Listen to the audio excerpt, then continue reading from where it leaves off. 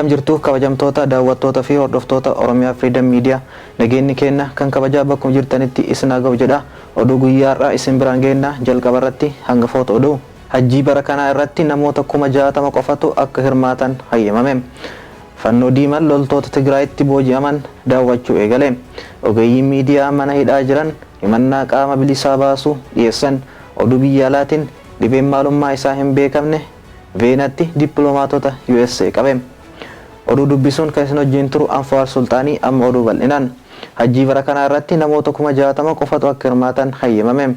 Erga koronaa vaayirasiin addunyaa weeraree si'a lammaffaaf hajjii raawwatamaa jiruuf sanbata kaleessa irratti eegalee amantoonni salaataaf gara Makkaa seenanii jiru.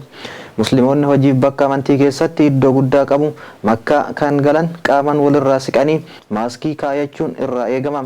Sagantaa bara kanaa kan bara 2020 irra guddaa kan dura baratame irraa ammoo isa xiqqaadha.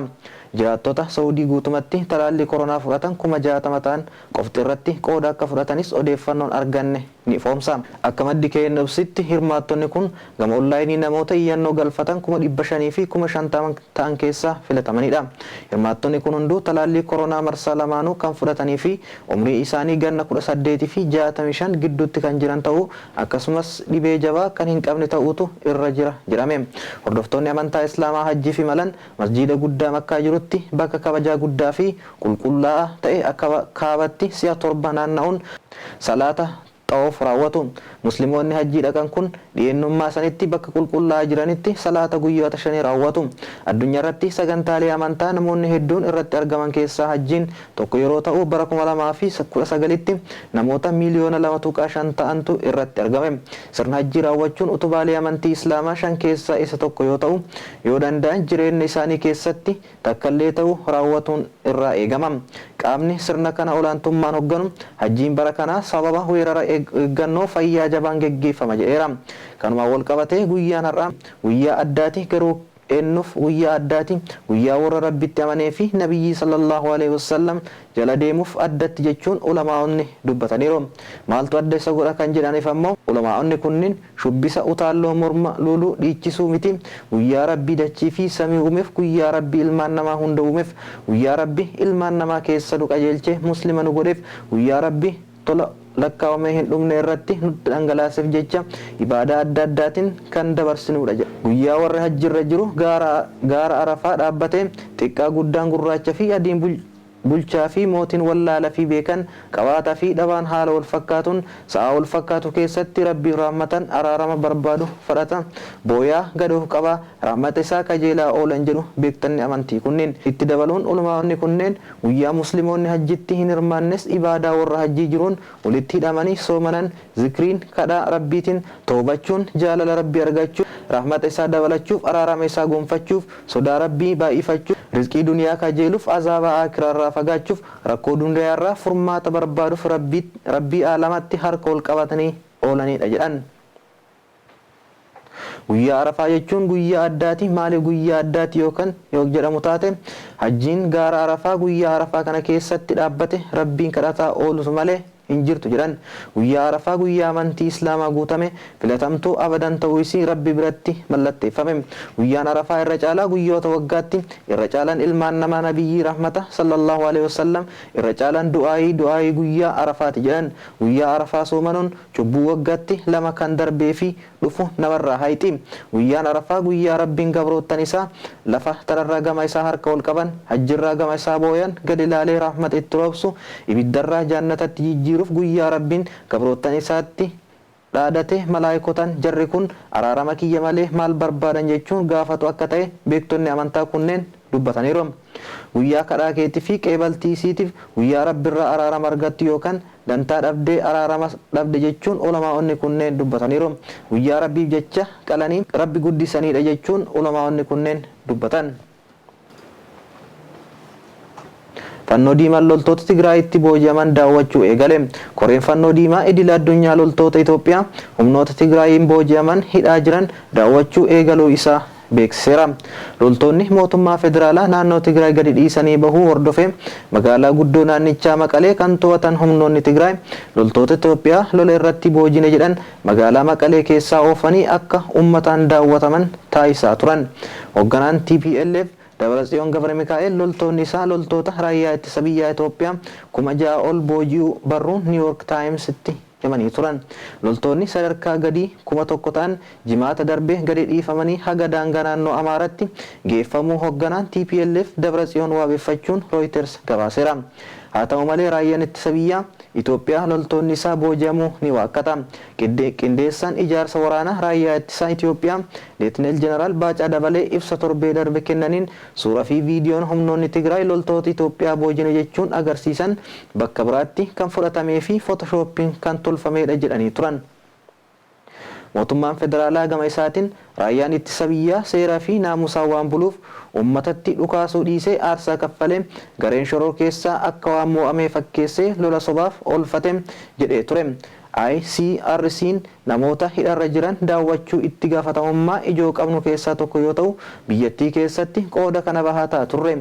ICRC'n loltoota booji'amanii Tigraayitti hidhaa jiran jalqabee torbee kana daawwachuu eegaluu isaa malee loltoonni booji'aman meeqa akka ta'anii fi haala akkamii keessa akka jiran homaa wanti jedhe hin jiru. Kabajaa fi eegumsi namoota hidhaa jiranii akka mirkanaa'u akkasumas qaamota dhimmichi ilaallatu waliin marii akka godhus ICRC'n beeksiseera. Hoogganaan TPLF Dabratsiyoon Reutersitti akka himanitti ammallee loltoonni 5,000 ta'an harka isaanii akka jiranitti Dabratsiyoon itti dabaluunis kanneen ajajoota ta'anii fi seeraan gaafataman hin gadhiifnu jedhan. Kanneen gadhiifaman akkamiin akka gadi dhiifamanii fi ergaa daangaa naannoo Amaaraa gahanii booda eenyu akka isaan simate wanti jedhames hin jiru. ICRC'n bara darbe Itoophiyaa keessa manneen hidhaa 50 keessatti namoota birmadummaan isaanii sarbame 72,000 daawwachuu fi deeggarsa adda addaas godhaafii akka ture beeksiseera. Ogeeyyiin miidiyaa mana hidhaa jiran himannaa qaama bilisa baasuu dhiyeessan.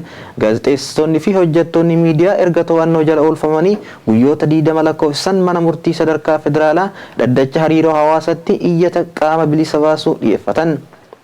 Iyyaticha hordofees manni murtichaa waraqaan ajaja poolisii federaalaatiif akka gahuuf erguu abukaatoon himatamtootaa himan.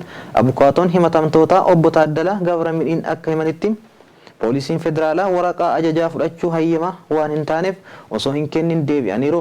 Hojjettoonni mana galmee erga bilbilaa waliin haasanii booda akka baanu nutti himan jedhan obbo Taaddalaan. Dhimmicha irratti kan gaafataman itti gaafataman saba himaa poolisii federaalaa obbo Jeelaan Abdii dhimmicha irratti ragaa hin qabu jedhan. Iyyanni dhaddacha hariiroo hawaasaatiif dhiyaate kunis gaazexeessaa Hiyyesoo Shimallis alatti iyyattoonni 13 akka lakkoofsa Itoophiyaatti waxabajjii 23 haga 25/2013tti mana hidhaa waajjira qorannoo yakkaa poolisii federaalaa tursiifamuu isaanii ibseera. Waxabajjii 25 booda maatii hidhamtootaa gaafachuu dhaqaniin odeeffannoon gadhiifamaniiru jedhu akka kennamee fi garuu haga ammaatti mana murtiitti akka hin dhiyaanne iyyannichi mul'iseera. Kanaan alattis Komishinii Mirgoota Namoota Itoophiyaa haala isaan keessatti argaman daawwachuuf yaalii taasisullee hayyama akka hin argannee fi maatiinis eessa akka jiran akka hin beekne mana murtichaatti beeksisan. Iyyannichi gochi kun kan nageenya qaama heeraan kennamee fi mirga bilisummaa kan sarbuudha jechuun murteewwan lama gaafate. Iyyattoonni karaa itti waamamaniin eessatti akka gaafatamuun hidhaman qaama olaanaa kan ta'e Komishinii Mirgoota Namoota Itoophiyaa qulqullaa'ee akka dhiyaatu jechuun gaafii jalqabaa dhiyeesseera. Inni lammaffaan ammoo ajaja mana murtii malee sa'aatii 48 oliif hidhamanii waan tursiifamaniif bilisummaan qaamaa akka kabajamuuf nuufaa ajajamu kan jedhu akka ta'e odeeffannoon arganne ni ifoomsa. Himannaan qaama bilisa baasuu namni tokko to'annoo seera jala erga oolfamee booda sa'aatii ta'u qabutti mana murtiitti kan hin dhiyeeffamne yoo ta'e abbicha abukaatoo isaatiin yookaan karaa bakka bu'aa seeratiin nageenyi qaama isaa eegamuun bilisa akka bu'uuf mana murtiitti sirna iyyannoo itti dhiyeeffachuudha. Komishiniin Mirgoota Namoota Itoophiyaa haala qabiinsa gaazexeessitoota fi hojjettoota Itiyoo Foorumiif awuloo miidiyaa kan adeemsa seeraa hordofee akka ta'uuf beeksisuu isaanii ni yaadatama. Oduu biyya alaatiin dhibeen maalummaan isaa hin beekamne Veenatti dippiloomaatota USA qabe. Bulchiinsi Baayiden dhukkuba ammaaf maalummaan isaa hin beekamne dippiloomaatota biyyattii magaalaa guddoo Oostiriyaa Veenaa jiran irratti mul'ate qorataa jiraachuu hime. Erga Joo Baayiden amajjii darbe aangootti dhufanii dippiloomaatonnii fi hojjettoonni bulchiinsa USA Veenaa jiran 20 ta'an mallattoo dhibee sammuu maalummaan isaa hin beekamne Havaanaa Sindiroom fakkaatu ofirratti arguu gabaasanii jiru. Havaana Sindiroon ibsa gahaa qabaachuu baatullee saayintistoonni Ameerikaa carallaan uumamuu akka hin oolle tilmaamamu. Dhibeen kun jalqaba kan mul'ate Kuubaa keessatti bara 2016 fi 17 ture. Yeroos dippiloomaatonni Ameerikaa fi Kanaadaa magaalaa guddoo Kuubaa Havaanaa turan mallattoowwan akka joonja'uu, madaala eeggachuu dhabuu, dhagahuu dhabuu fi aarii himataa turan. Qorannoon Ameerikaan bara 2019 goote dippiloomaatota mallattoo sana ofirratti argan irratti rakkoolee sammuu argamuu mul'ise. Kuubaan qorannicha kufaa goote. Dhibeen amma dippiloomaatota Ameerikaa Veenaa jiran irratti mul'ates Havaana Sindiroom akka fakkaatu yoo ta'u jalqaba kan gabaafame jimaata darbe barruu New York Times irratti ture. Boodarra ministeerri haajaa alaa Ameerikaa dhimmicha mirkaneesse qorataa akka jiru hime. Ministeerri haajaa alaa Oostiriyaas dhimmicha mootummaa Ameerikaa waliin ta'uun qorataa akka jiru Reuters gabaaseera. Kabajamtoota daawwattoota keenyaa oduun guyyaa kanaaf qaban isaan kana turanii waan nu daawwattaniif galatooma.